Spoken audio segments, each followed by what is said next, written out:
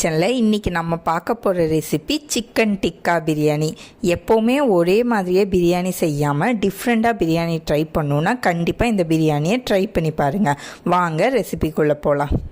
Chicken tikka பிரியாணிக்கு நான் இன்றைக்கி வந்துட்டு எலும்பில்லாத 300 கிராம் சிக்கன் எடுத்திருக்கேன்.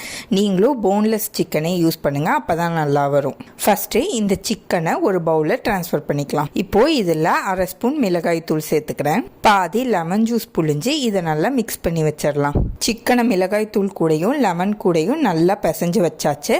அடுத்து நம்ம டிக்காவுக்கு மேரினேஷன் ரெடி பண்ணலாம். ஃபஸ்ட்டு ஒரு பவுலில் 2 ஸ்பூன் எண்ணெய் ஊற்றிக்கிறேன். அடுத்து 1/2 ஸ்பூன் மிளகாய் தூள், 1/2 spoon garam masala, 1 spoon ginger garlic paste, ஒரு 1/2 ஸ்பூன் பெப்பர் தூள், 1/2 ஸ்பூன் மல்லித்தூள். இது எல்லாத்தையும் மிக்ஸ் பண்ணிடலாம். மசாலா நல்லா மிக்ஸ் ஆனதும் இதில் 2 டேபிள் ஸ்பூன் தயிர் சேர்த்துக்கிறேன். நான் தயிரிலே இந்த டிஷ்க்கு தேவையான உப்பு போட்டேன். நீங்கள் வேணும்னா இந்த ஸ்டேஜில் உப்பு சேர்த்து கலந்துக்கோங்க. நம்ம மிளகாய் தூள் கூட ஊற வச்சுருந்த சிக்கனை இப்போது இந்த மேரினேஷனில் மிக்ஸ் பண்ணி வச்சிடலாம். சிக்கன் டிக்காக்கு மேரினேஷன் ரெடி ஆயிடுச்சு. இப்போது இதை மினிமம் 2 மணி நேரத்துலேருந்து 8 மணி நேரம் போல் நல்லா ஊற விட்டுருங்க. அப்போ தான் டிக்கா நல்லாயிருக்கும். சிக்கன் மேரினேட் ஆகி ரெடியாக இருக்குது. இப்போது இந்த சிக்கனை நம்ம டிக்கா ஸ்டிக்ஸில் மாட்டிடலாம். இந்த மாதிரி எல்லா சிக்கனையும் டிக்கா ஸ்டிக்ஸில் மாட்டினதுக்கப்புறமா இது மேலே லைட்டாக கீ அப்ளை பண்ணிவிட்டு நம்ம டிக்கா செய்ய ஸ்டார்ட் பண்ணிடலாம். ஃபுல்கா ஸ்டாண்டில் நம்ம நெய் தடவின பக்கம் கீழே இருக்க மாதிரி நம்ம சிக்கன் டிக்காவை அடுக்கிக்கலாம். எல்லா பக்கமும் தீப்படுற மாதிரி ஸ்டாண்டை பிடிச்சிட்டு இந்த மாதிரி சுற்றி காட்டுங்க. ஒரு சைடு வெந்தானே இன்னொரு சைடை திருப்புங்க. அந்த மாதிரி திருப்பி திருப்பி எல்லா சைடும் ஒரே மாதிரி வெந்து வர மாதிரி திருப்பி விட்டுட்டே இருங்க. வேணும்னா இடையில லைட்டாக நெய் இல்லைன்னா எண்ணெய் தடவி நம்ம வேக விடலாம். இந்த மாதிரி கம்பியை சுற்றி எல்லா பக்கமும் வெந்து எடுக்கணும். அவ்வளோதான். இப்போ நம்மளோட சிக்கன் டிக்கா வீட்லேயே சூப்பராக ரெடி ஆயிடுச்சு. நம்ம இதை ட்ரான்ஸ்ஃபர் பண்ணிக்கலாம். சிக்கன் டிக்கா ரெடியாக இருக்குது. அடுத்து பிரியாணி செய்ய ஸ்டார்ட் பண்ணிடலாம். இந்த பிரியாணிக்கு நம்ம ஃபஸ்ட்டு ஆனியனை ஆயிலில் ஃப்ரை பண்ணி எடுக்கணும். அதுக்கு ஒரு பேனில் ஒரு 3 டேபிள் ஸ்பூன் எண்ணெய் சேர்த்துக்கிறேன். எண்ணெய் நல்லா சூடானதும் ஒரு பெரிய சைஸ் ஆனியனை இந்த மாதிரி நீளமாக கட் பண்ணி இதில் சேர்த்துக்கிறேன். இப்போது இந்த ஆனியன் நல்லா கோல்டன் ப்ரௌன் வர வரைக்கும் நம்ம ஃப்ரை பண்ணணும்.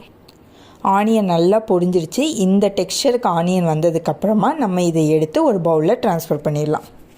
பிரியாணி இன்க்ரீடியன்ட்ஸ் பார்த்துடலாம். 1 கப் பாஸ்மதி அரிசியை நான் 20 மினிட்ஸ் இந்த மாதிரி தண்ணியில் சோக் பண்ணி வச்சுருக்கேன். ஒரு தக்காளியை ரஃப்பாக கட் பண்ணி வச்சுக்கோங்க. ஒரு கைப்பிடி புதினா, கொஞ்சோண்டு கொத்தமல்லி, அப்போ நம்ம செஞ்சு வச்சுருந்த சிக்கன் டிக்கா, இந்த டிஷ்க்கு தேவையான அளவு உப்பு, 3 டேபிள் ஸ்பூன் இஞ்சி பூண்டு paste, 2 spoon biryani masala, 1/2 spoon மிளகாய் தூள், கொஞ்சோண்டு குங்குமப்பூவை பாலில் இந்த மாதிரி கலந்து வச்சுருக்கேன். இது வந்துட்டு ஆப்ஷனல் தான். அப்புறம் கரம் மசாலா ஸ்பைசஸ், கொஞ்சம் மிளகு, 2 டேபிள் ஸ்பூன் தயிர், 1/2 லெமன், அப்புறம் நம்ம பொரிச்ச ஆனியன். இதுதான் இதுக்கு தேவையான இன்க்ரீடியன்ட்ஸ். நம்ம ரைஸை வேக வச்சிடலாம். ஒரு பாத்திரத்தில் தண்ணி நல்லா சூடு பண்ணிக்கோங்க. ரைஸ் ஒன்றோட ஒன்று ஒட்டாமல் இருக்கிறதுக்காக இதில் ஒரு 2 டேபிள் ஸ்பூன் எண்ணெய் சேர்த்துக்கிறேன். அடுத்ததாக நம்ம எடுத்து வச்சிருந்த கரம் மசாலா ஸ்பைசஸ் சேர்த்துக்கலாம். கொஞ்சம் புதினா, கொஞ்சம் கொத்தமல்லி. தண்ணி நல்லா கொதிக்க ஸ்டார்ட் பண்ணுது. இதில் நம்ம ஊற வச்சுருந்த பாஸ்மதி அரிசி சேர்த்துக்கலாம். இந்த அரிசியை நம்ம 70% தான் குக் பண்ண போகிறோம். ஒரு 5லேருந்து 7 நிமிஷத்துக்குள்ளாரையே அரிசி வந்துட்டு அந்தளவுக்கு குக் ஆயிரும். ஸோ ஒரு 7 நிமிஷத்தில் ஆஃப் பண்ணிடுங்க. ரைஸ் நல்லா 70 to 75% வெந்துருச்சு. இப்போது நம்ம ஸ்டவ் ஆஃப் பண்ணிவிட்டு இந்த ரைஸை வந்துட்டு வடித்து எடுத்துக்கலாம். இப்போது இந்த பிரியாணிக்கு ஒரு மசாலா ரெடி பண்ணோம். அதுக்கு நம்ம டிக்கா செஞ்ச பவுல்லையே 2 டேபிள் ஸ்பூன் தயிர் ஊற்றிக்கிறேன். நம்ம அரைச்சி வச்சிருந்த இஞ்சி பூண்டு பேஸ்ட், மிளகாய் தூள், பிரியாணி மசாலா, பொரிச்ச ஆனியன்லேருந்து கொஞ்சம், அப்புறம் 1/2 லெமன் ஜூஸ்.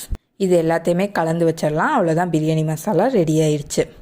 இப்போது நம்ம வெங்காயம் பொரிச்ச எண்ணெயை கொஞ்சம் கம்மி பண்ணிவிட்டு இதில் நான் ரஃப்பாக கட் பண்ணி வச்சுருந்த தக்காளி சேர்த்துக்கிறேன். இந்த டிஷ்க்கு தேவையான அளவு உப்பு சேர்த்துட்டு இதை வதக்கி விட்டுறலாம். அடுத்ததாக நம்ம ப்ரிப்பேர் பண்ணி வச்சுருந்த பிரியாணி மசாலாவை சேர்த்துடலாம். இந்த மசாலாலேருந்து எண்ணெய் பிரிஞ்சு வர அளவுக்கு நம்ம இதை நல்லா குக் பண்ணி எடுத்துக்கணும். இப்போது மசாலா நல்லா குக் ஆகிடுச்சு. இந்த ஸ்டேஜில் நம்ம பண்ணி வச்சுருந்த சிக்கன் டிக்காவை சேர்த்துக்கிறேன். ஸோ சிக்கனும் மசாலாவும் நல்லா கோட்டாகி வெந்துருச்சு. இப்போது கொஞ்சோண்டு புதினாவும் கொத்தமல்லியும் இதில் சேர்த்துக்கலாம். அடுத்ததாக நம்ம வேக வச்சு வடித்து வச்சுருந்தோம்ல ரைஸ், அதிலிருந்து கொஞ்சம் ரைஸை இந்த மாதிரி கொஞ்சம் கொஞ்சமாக தூவி விடுங்க.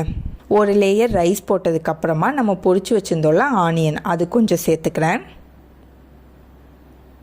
கொஞ்சம் புதினா, கொஞ்சோண்டு கொத்தமல்லி, அப்புறம் கொஞ்சம் சாஃப்ரான் மில்க்.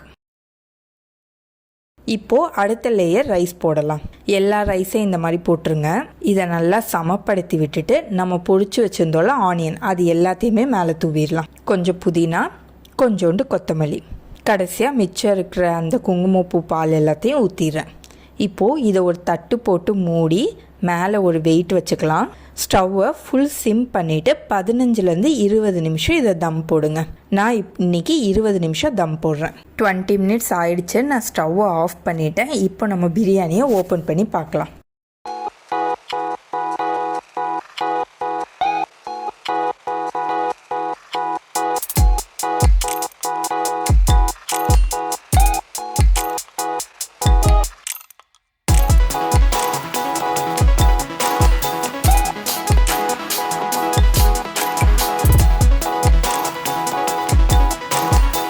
அவ்வளோதான், நம்மளோட சிக்கன் டிக்கா பிரியாணி வீட்டிலையே சூப்பராக ரெடி ஆயிடுச்சு.